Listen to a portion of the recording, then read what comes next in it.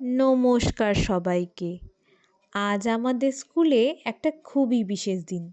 চারিদিকে পলাশ ফুলের আবহাওয়া আর আবিরের রং। হ্যাঁ, ঠিকই ধরেছেন।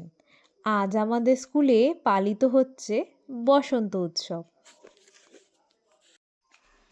এই যে সুন্দর প্যান্ডেলটি দেখছেন, এটি কিন্তু শুধু উপকরণ দিয়ে তৈরি নয়, বরং আমাদের শিক্ষক শিক্ষিকাদের ভালোবাসা দিয়ে তৈরি।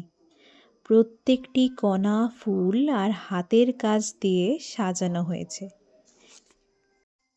এখন আমি সব বাচ্চাদের রং লাগিয়ে দিচ্ছি।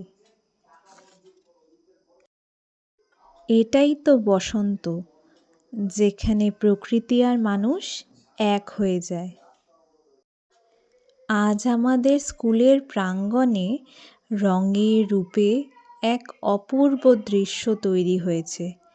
চারিদিকে পলাশ আর গাঁদার মালা, সাথে রঙিন আলপনা, সব মিলিয়ে আজ আমরা সাজিয়ে তুলেছি আমাদের এই ছোট্ট শান্তিনিকেতন।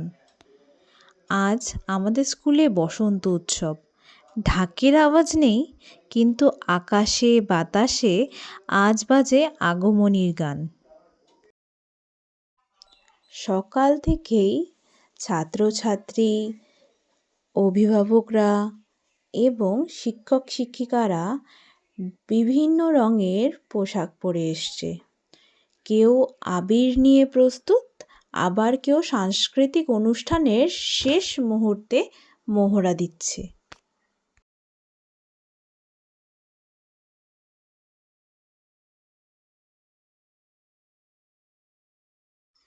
এবার আসি উৎসবের প্রান্ত শক্তিদের কাছে, আমাদের বাচ্চারা।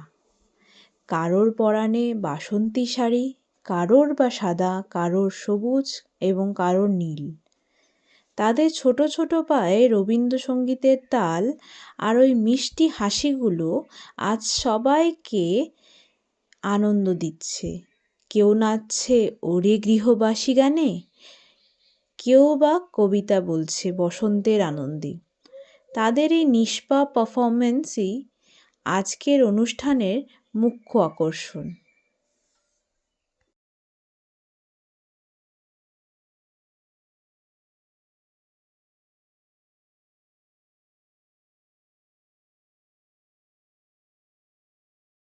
শেষে আবিরের রঙে রঙিন হয়ে উঠল সবাই।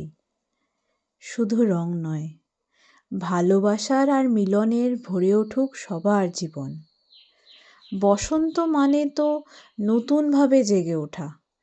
আমাদের এই স্কুলের এই ক্ষুদ্র প্রয়াস যদি আপনাদের ভালো লেগে থাকে, তাহলেই আমরা খুশি।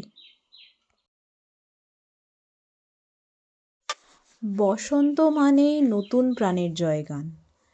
আজকের এই রঙিন দিনটি আমাদের সবার মনে একটা আলাদাই স্মৃতি হয়ে থাকবে। আপনাদের স্কুল বা পাড়ায় কেমনভাবে বসন্ত উৎসব পালন করা হলো অবশ্যই জানাবেন। দেখা হচ্ছে পরের ভিডিওতে। থাকবে আরও কিছু নতুন গল্প। সবাই ভালো থাকুন,